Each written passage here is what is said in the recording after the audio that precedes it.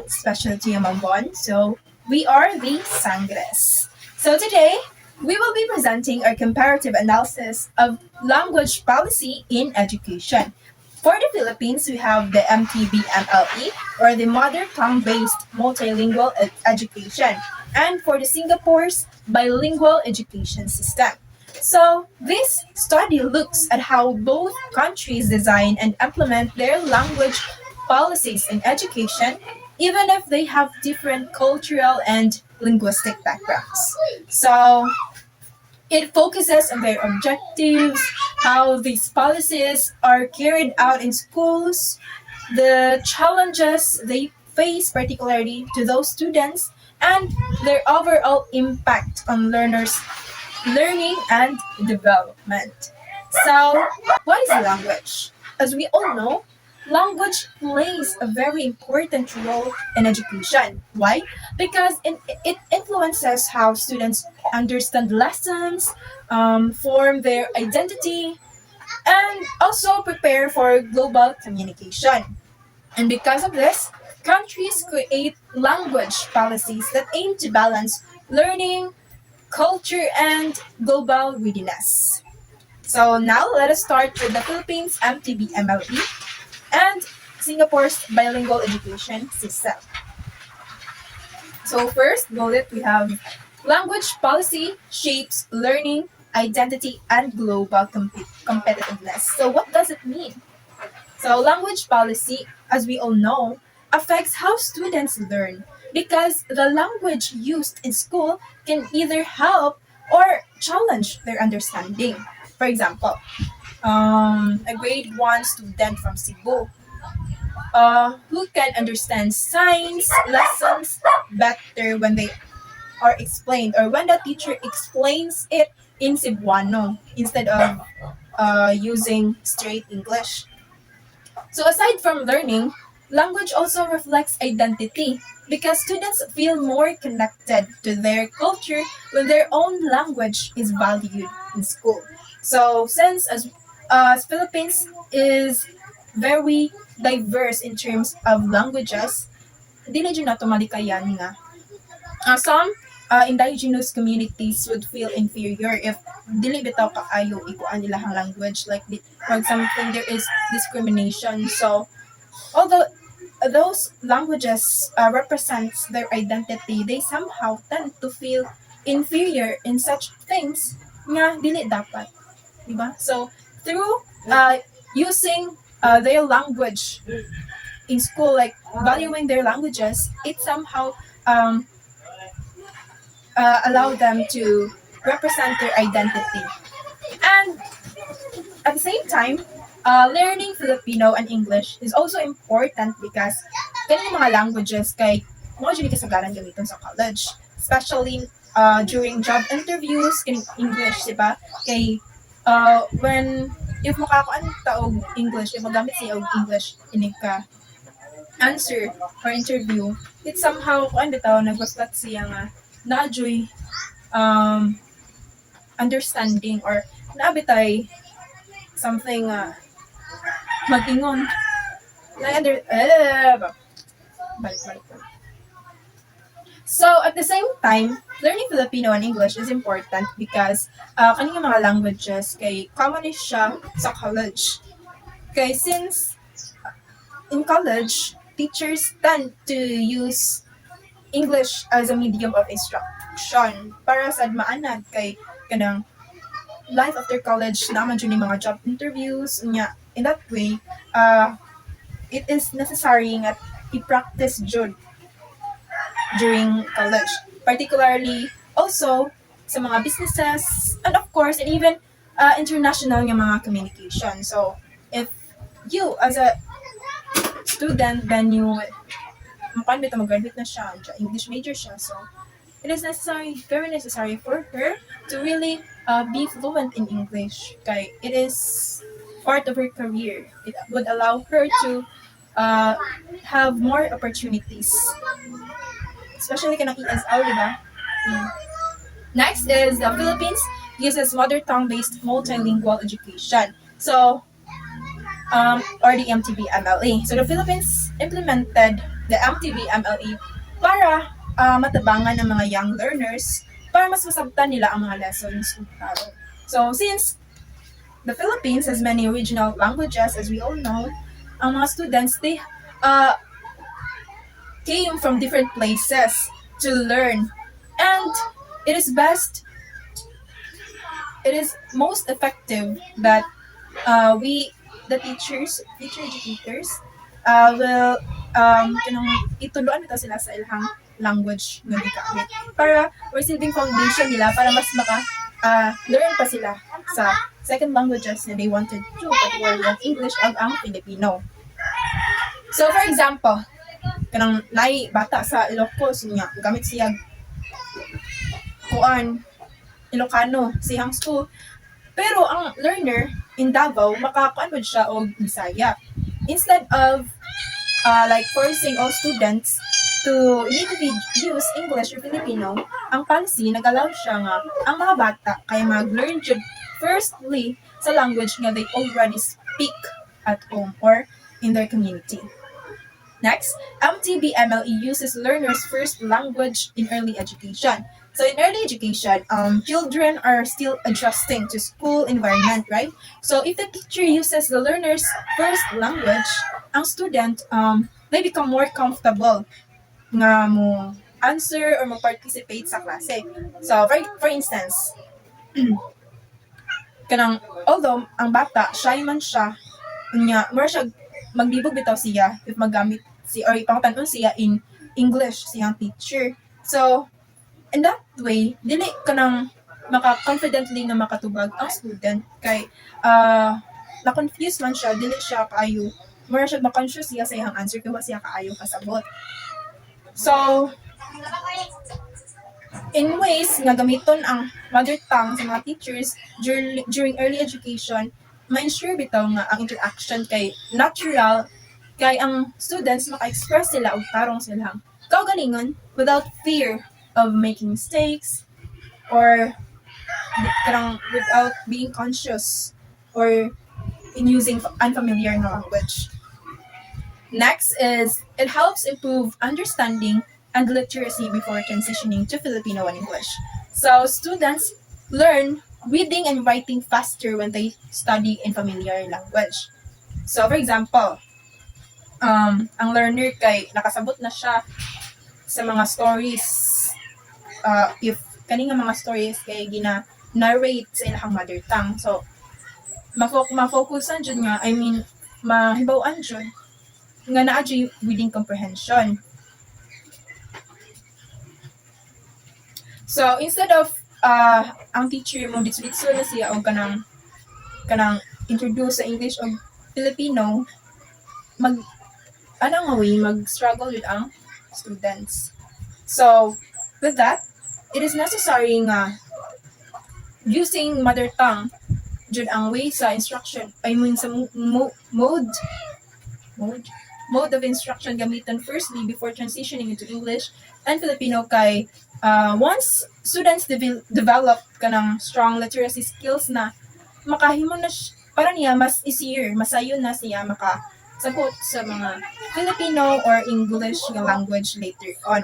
So using their mother tongue language serves as their foundation to more learnings, to build more understanding, and to somehow to make learning more effective, particularly in learning second languages or other languages aside from their own or aside from their mother tongue. Now, let us move on to the case of Singapore's language policy in education. So Singapore follows a bilingual education system. So which means that students are required to learn to use two languages in school. So kani nga system, gidesign ni siya para ensure nga ang mga students kay dili lang sila academically competitive but also grounded pud sila culturally sa ilahang own nga ethnic nga mga backgrounds. Mo na purpose ani nga education system. So, next, in practice, kaning English is the main language of instruction in Singapore. So, lahat yung di-treat ang English kasi sa ilahang, hindi consider or ilang official language of instruction kay ang English sa Singapore. And that most subjects such as mathematics, mga science, gathering ng mga academic areas are taught using English.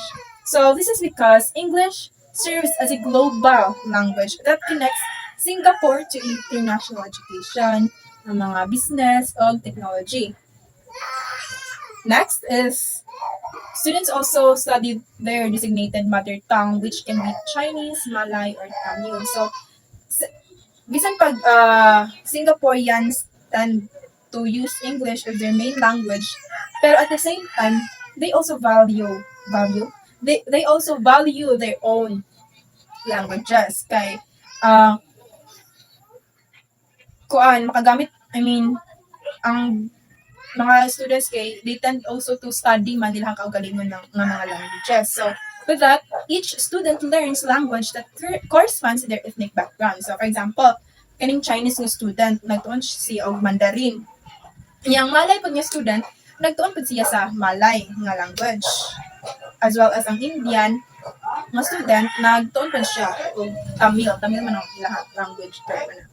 So, aning a way, ma-ensure nga, while students are globally competitive in English, they also remain connected to their identity, traditions, and values. So, overall, both systems aim to balance education, culture, and global readiness. So, although the Philippines and Singapore use different approaches, ilahang goal kay similar ra, which is ang duha, they want to ensure nga students learn effectively to preserve their cultural identity and also to prepare them for global opportunities. So the Philippines, although it emphasizes early learning through the mother tongue, pero on the other hand, Singapore also strengthens English proficiency while maintaining cultural languages. So with that, this paper compares their objectives, implementation, challenges, and educational impact. So, through comparing or comparison, we can better understand how each systems work in real educational settings. So, what challenges they face the moment yung gi-implement nila siya nga system, ug unsa pa yung mga policies nga maka-affect daw sa learning outcomes sa mga learners. So it also allows us nga makita jud kung unsang approach ang mas effective sa certain nga mga contexts or situations, and also ug how language policy shapes the overall quality of education in both countries, particularly Philippines and Singapore. Okay, now let us move on to the literature review. So where we look at what studies and experts say about language in education. So to start, we have research shows that students learn better when they fully understand the language being used. So in simple terms, ang mga students daw nga gituluan sa language nga familiar sila, kay mas dali daw sila makasabot sa mga lessons. So for example, ang bata kay mas makasabot daw siya sa lesson about animals or about plants, ug mas makasabot siya dali if i-explain ni siya sa iyang mother tongue nga language instead sa language nga they also are trying to learn. So when there is no language barrier, learning becomes quicker and clearer. So because of this, studies also show that using mother tongue improves understanding, classroom participation, and thinking skills. So, when students are comfortable with the language, mas confident sila nga mo-answer sa mga questions, sa mga teachers, mo-join sa mga discussions, and also to share their ideas. So, they are not just memorizing lessons, but they actually understanding them. So, naadjay, retention said, mas grabe ang retention if ang mother tongue language lahang gamiton. So this also helps them think more deeply and explain ideas in their own words, which shows nga na ay learning dyan nga nahitabo. Alright, so next is Cummins' interdependence theory explains that skills in a first language help you learn other languages. So to simply put, if ang student kay hawd na siya mobasa o musuwat sa iyahang mother tongue nga language, mas dali ra sad para niya nga maka-kat-on o kanang other nga mga languages such as ang Filipino o ang English. Kay kini nga skills kay they are connected. So for example, once you know already how to learn or how to read properly sa imong first nga language, then magamit na nimo siya nga same reading skills para mas makakat-on po og bagong nga mga language. And next, to have UNESCO supports using the mother tongue in early education. So here, they believe nga it helps students learn better and also protect their culture and identity. So in other words, ang students, wala lang sila nagkat-on sa school subjects more easily, but also it also allows them to stay connected sa ilahang mga roots, sa ilahang language, as well as sa ilahang traditions. Okay, to sum it up.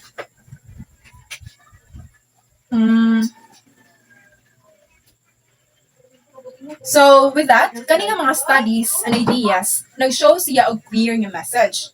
Like learning is more effective when students understand the language first. So which means nga daw more learning and understanding if lessons are introduced using their mother tongue languages.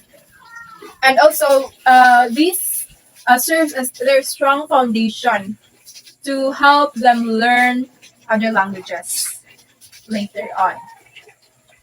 So now, let's look at some of the challenges that overcome.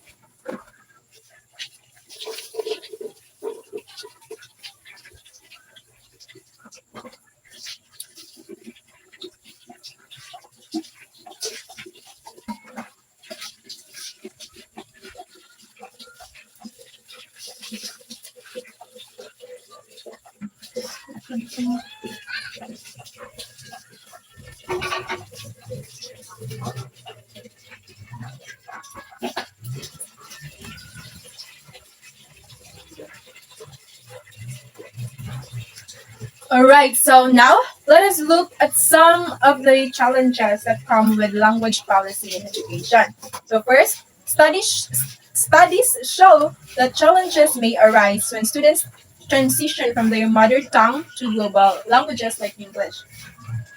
So while learning in the mother tongue is really helpful in early years, naay uban nga mga students nga magbisud noon sila if they suddenly shift to English in higher grade levels. So for example, ang student kay yes, maka-understand siya og science or math sa iyahang local nga language, pero magbisud siya og follow or og sunod sa mga same nga mga lessons if itulo na siya in English. So because of this, na poor or difficult language transition that can affect later academic performance. So if our students are not properly guided during the shift, they may have difficulty understanding complex maglisod sila og anjud sabot sa mga complex nga mga subjects or lessons which can lead to lower confidence and weaker performance in higher grades. So it's not that they are not intelligent, but the language barrier becomes an added challenge in their learning. So instead nga mag-focus sila sa ilahang lessons, mag-focus sila sa mga lessons na gitulo sa teacher, they also tend to consider ang language na gamit kay wala man sila kaayo kasabot sa language. So, nahanap ko nila nga studyhan po ng language para mas makasabot sila. So, ang isang ilang focus, ma-divert sila. Ilang focus ilang lessons to learn, ma-divert or matunga sa nila, ma-divide nila ang attention. Okay, they also need to understand the language man. So, this is why language policy must balance educational accessibility and global competitiveness. So on one hand, Students need a language they fully understand so they can learn effectively in early stages. On the other hand, kinahanglan po nila nga maka-learn po sa mga global nga mga languages, most especially ang English, kay for them to compete in higher education para uh, they can able to acquire more job opportunities or work opportunities, and also this language, particular English, is our universal language, man, right? So it is very crucial for us when we tend to communicate internationally. So in the end, effective language systems should support both local identity and international communication. So a good language policy should not force students to choose between their culture and global success. Instead, it should help them grow in both areas. So, dili dapat nay usa nga mahadilin kay uh, it would make their learning ineffective. So, let's have a comparative analysis of Philippines and Singapore. So, first, it improved understanding and comprehension in early education. So, children learn lessons more easily when taught in their first language. Second, it strengthened early literacy using the mother tongue. So using the native language, it helps students read and write better at an early age. Then third, it's to preserve local languages and cultural identity. So schools help protect regional languages and traditions. So lastly, is to reduce early learning difficulties in multilingual communities. So students, it experience less confusion when learning starts in a familiar language. So in Singapore, it develops strong English proficiency for global competitiveness. So it helps students to prepare for international jobs and communication. Then second, it maintains cultural identity through mother tongue instruction. So students still learn their cultural language and values. Uh, Next is to produce bilingual citizens capable of international communication. So citizens can communicate both globally and within their culture. Then next, it support national unity through structured multilingualism. So a common language system helps unite different ethnic groups. Then the critical insight. So the Philippines prioritizes learning accessibility and inclusion, while Singapore it prioritizes global economic readiness and efficiency in communication. So the Philippines focuses on easier learning for children, while Singapore focuses on preparing students for global success. So, in terms of implementation in the Philippines, the mother tongue used as the medium of instruction in grades 1 to 3. So, the early subjects are taught using the student's native language. So, next is the Filipino and English introduced gradually in higher grades. So, national and international languages are added step by step. Then, transition model from local language, national, global language. So the students move from native language, learning to Filipino, and then English. Then next is the curriculum adapted into multiple regional languages. So learning materials are translated into different local languages. Then in Singapore, English used as the main medium of instruction across subjects. So most schools subjects are taught in English. Next is the mother tongue taught as a separate subject throughout schooling. So native languages are learned as individual subjects. Then, next is strong and standardized curriculum and national examinations. So, the education system in Singapore follows uniform lessons and national tests. Then, lastly, the parallel development of English and mother tongue skills. So, students learn English and their native language at the same time. So, the critical insight is the key difference is sequencing. So the Philippines uses a foundation first approach, while Singapore uses a parallel bilingual model dominated by English. So it means the Philippines start with the native language first, while Singapore teaches English and mother tongue together. So usa ang pagtudlo with English as the main language. So, ang ilahang main language dito sa Singapore is ang English. So good afternoon everyone. So we're now here proceed to the challenges and educational impact in language policies between the comparison of Philippines and Singapore. So first challenge in the Philippines is the limited instructional materials in many local languages. So this is the common challenges that face in the Philippines when it comes to language education, where ang mga learning resources and instructional materials are kulang, mainly because of the many language dialects here in the Philippines. Diba? 180 ang language and dialects diri sa Pilipinas. So, sa kadaghan sa language and dialects, so there are more revisions, and because of the revisions, it takes a lot of time to work on it. And then next is lack of funding or budget. So kay naaman ta sa Pilipinas, matik ang kasagaran nga challenges is ang budget jud. Kay kuwang bitaw mo ng lack of resources ta dire, especially in the education. Next is curriculum changes. So over time magkat-anam og change ang curriculum mo na gikalibugan sa tanan sa system dire sa Pilipinas when it comes to education, and it affects the language lesson in teaching. Next is the uneven teacher training and language proficiency.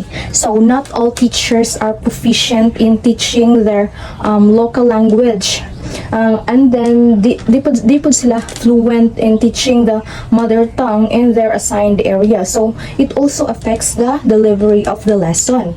Kay di man tanan kanang na train ang teacher in when it comes to pag-teach sa first language or sa mother tongue.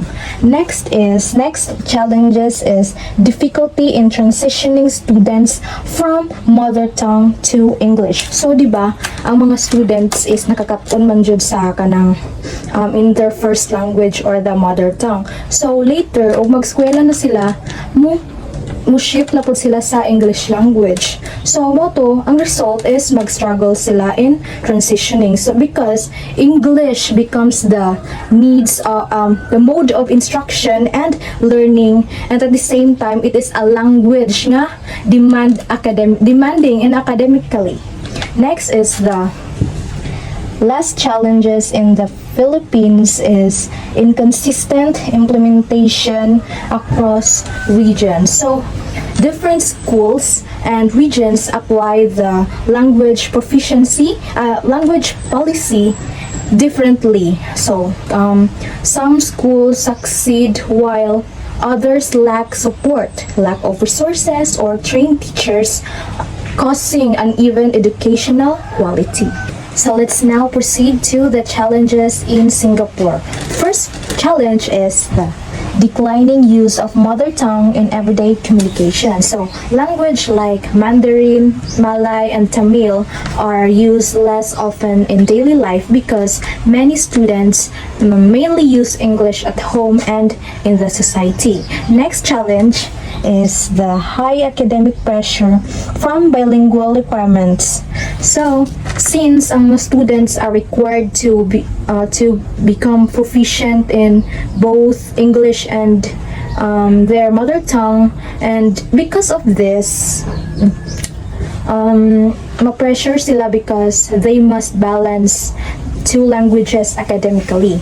So, ang hinungdan sa ilang pag-pressure is ilang kanang kinanglan sila og mag-balance og kanang language bita between their mother tongue and the English. So magsagol na di ba malibog na sila, so they experience a lot of pressure. Next ng challenge is strong dominance of English in social and professional settings. So in business, education, communication, and other professional settings, English is the main language nga ilang gigamit. So because of this, students may prioritize English more than their heritage language. And the last challenge is varying proficiency levels depending on home environment. So students from home where the mother tongue is frequently spoken usually perform better than sa English, while others struggle if English is the dominant language at home. So the critical insight, both systems face imbalance issues. The Philippines struggles with transition gaps, and while Singapore struggles with heritage language maintenance. So next to the challenges is the educational impact between the comparison of Philippines and Singapore once again. So first, in the Philippines, it improved early grade comprehension and participation. So young students understand lessons better when teachers use their first language, because they easily understand instructions and discussions. So they can participate more actively in the class. Next is stronger foundational literacy in early years. So students develop basic reading and writing skills faster because nakakatun man sila sa ilang familiar language. So this helps strengthen early literacy and comprehension. Next, the third one is mixed results in long-term English proficiency transition. So although students learn well in the mother tongue during early grades, some experience difficulties when shifting to English. Some students adapt successfully, while ang uban nag-struggle with academic English. And the last one is positive impact on learner confidence in early education. So the confidence, children become more confident expressing their mastery of, because they can speak and communicate comfortably in their native language. So this reduces fear and anxiety in classroom participation.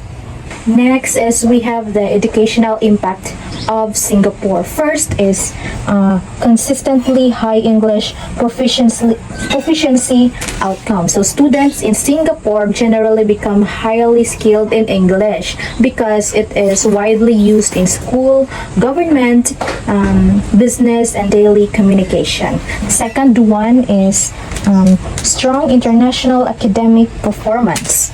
Singapore often performs very well in international assessments such as mathematics, science, and reading because students develop academic and language skills. So the third one is stable bilingual competence in formal settings.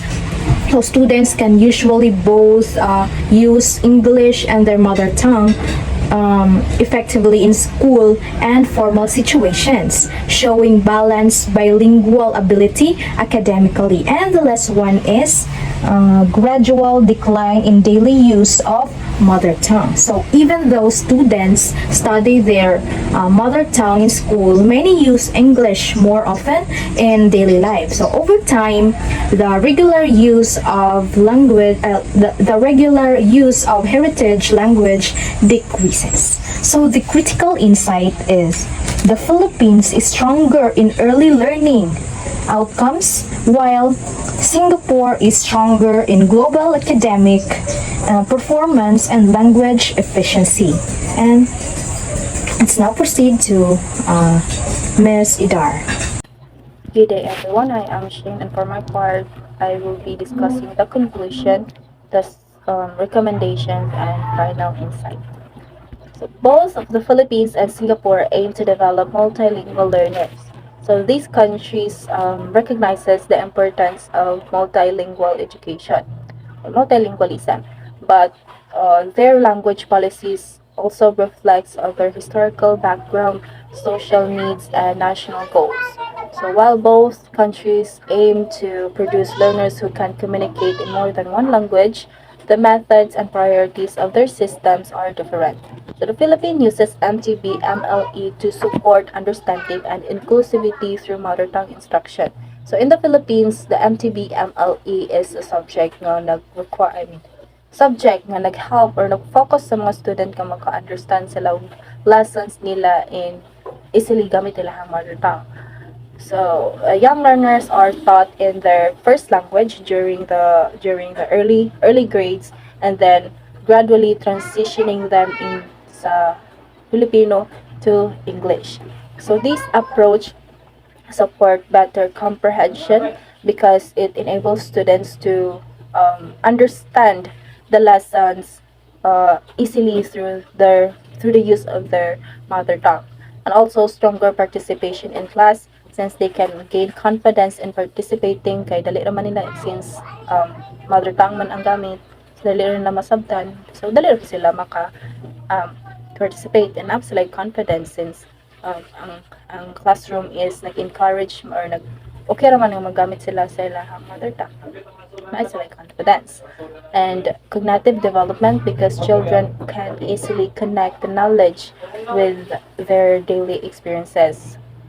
It also helps preserve local languages and cultural identity, especially in the country with many regional languages and dialects. So sa Philippines, daghan man tag mga languages. So through MTB MLE, we can also preserve our regional languages.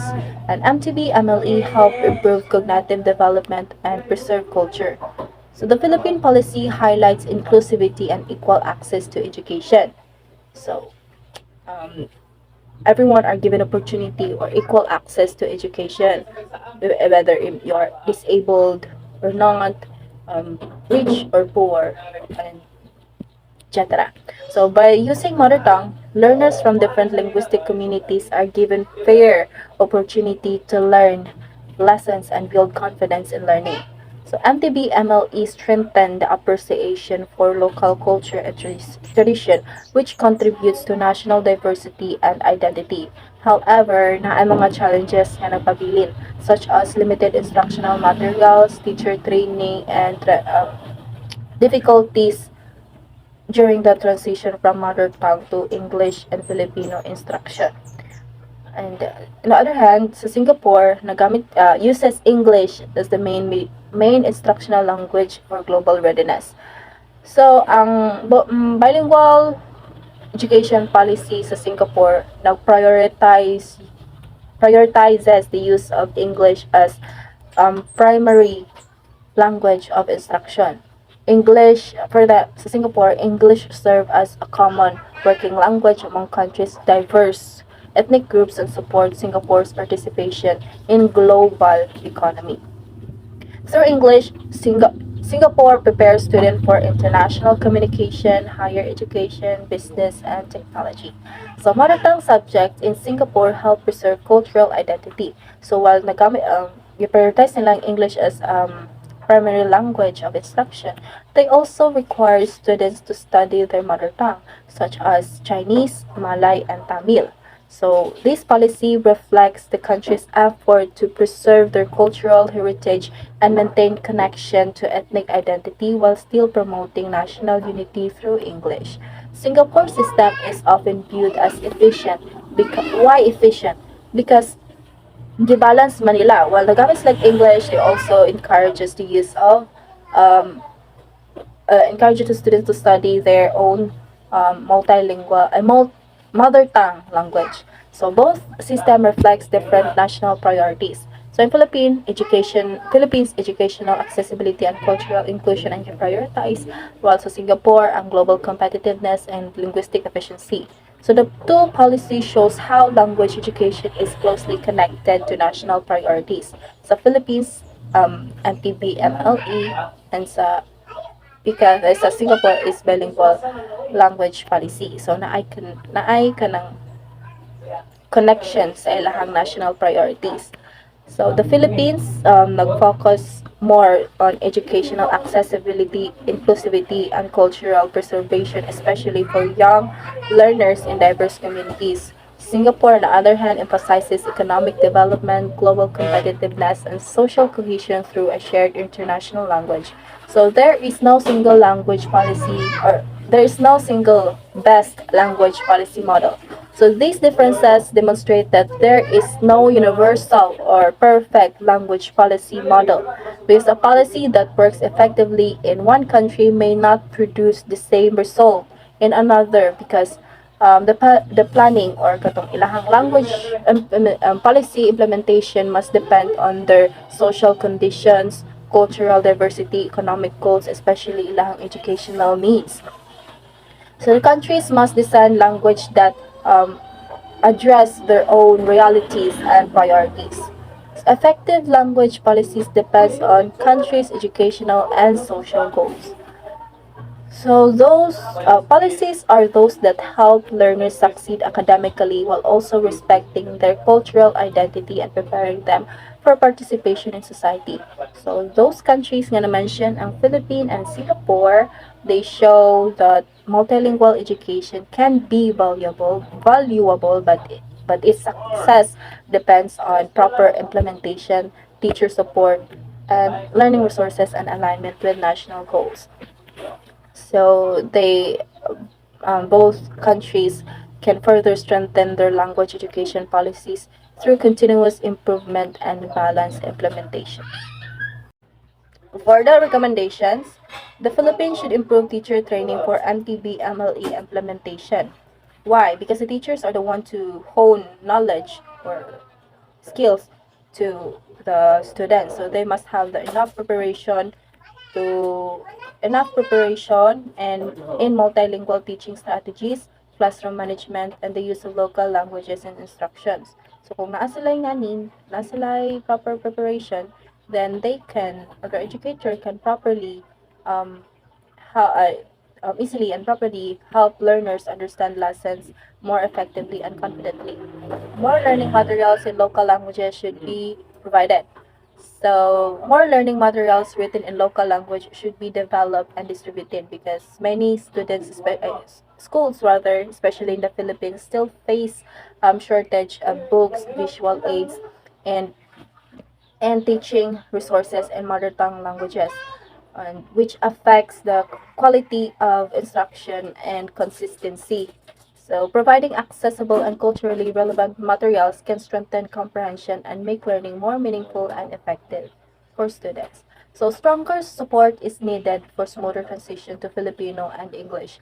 The Philippines should also strengthen support for the transition from mother tongue instruction to Filipino and English, because some learners still experiences difficulties when shifting to these languages in higher grade levels. So na mga ubang mga students even nana sila sa higher level, higher grade, ilahang comprehension these languages is still very low. So a gradual and well-supported transition program can help them maintain strong literacy skills while becoming proficient in national and international language. So, Singapore should encourage real-life use of mother tongue languages. So, for Singapore, efforts should continue to encourage the real-life use of mother tongue languages outside the classroom, since ang English manilahang primary language of instruction. So, dapat tagaan nila or encourage nila ang mga students nga magamit gyapon sa ilahang mother tongue bisan outside sa classroom. Although gi-requirement nila mga student nga mo study sa ilahang mother tongue na sila subject ana, but naay mga students or na mga younger generation nga magamit gihapon og English more often rather sa ilahang mother tongue. So this problem reduces fluency and weaken the cultural connection of Singapore people. So more activities can help prevent language decline among younger generation. So to address this, Singapore can promote more cultural activities, community program, media content, and interactive experiences that encourage students to actively use their mother tongue languages in meaningful situations. Real life practices help strengthen both language retention and cultural identity. Both countries should promote a balanced multilingual approach. So, effective language policy should not only focus on academic achievement or global competitiveness, but also on preserving cultural heritage and supporting learners' understanding during early years of education. The language policy should support strong early understanding, so develop strong foundational understanding through familiar languages. Cultural preservation, so they must preserve cultural identity and local heritage. And global communication skills, so those languages or those policies should build effective communication skills for global participation. By balancing these goals, countries can create education systems that are inclusive, culturally responsive, and globally competitive. So language policy reflects deeper national values.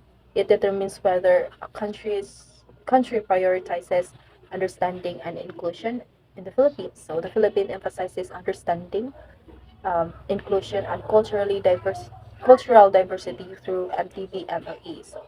Its policies recognizes the importance of learners or the importance of learning through familiar languages to improve comprehension and provide equal educational opportunities for learners from different linguistic backgrounds. Global competitiveness and efficiency. So in Singapore, on the other hand, they prioritize global competitiveness, efficiency, and national unity through the use of English as the main language of instruction. At the same time, it continues to preserve cultural identity by maintaining the study of mother tongue languages. So the most effective future direction for multilingual education is not choosing one over the other, but balancing both goals within a flexible system. So this difference shows that the language policies are influenced by each country's social, cultural, economic goals rather than viewing one approach as better than the other. The most effective direction for multilingual education is to create a balanced and flexible system that combines both objectives. An ideal multilingual policy should first support strong understanding during early learning. Second, preserve cultural identity and local languages. Third, develop global communication skills for modern society. So by balancing inclusion with competitiveness, countries can build education systems that are both culturally responsive and internationally relevant. I just had to let you know you're